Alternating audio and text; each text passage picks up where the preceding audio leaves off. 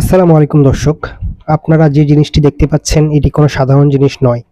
এটি হচ্ছে দক্ষিণ এশিয়ার সর্বপ্রাচীন একটি ডকইয়ার্ড, যেটা ব্রিটিশ আমল থেকে তৈরি করা হয়েছে। তো এই ডকইয়ার্ডের কাজ হচ্ছে জাহাজ মেরামত করা।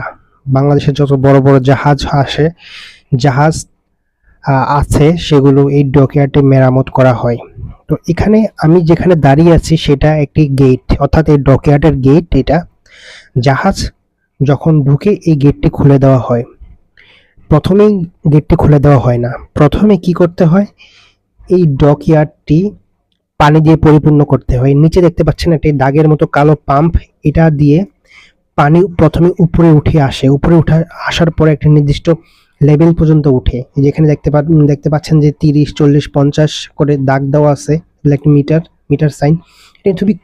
এটা দেখতে অতটা গভীর লাগছে না, কিন্তু এটা প্রচুর গভীর।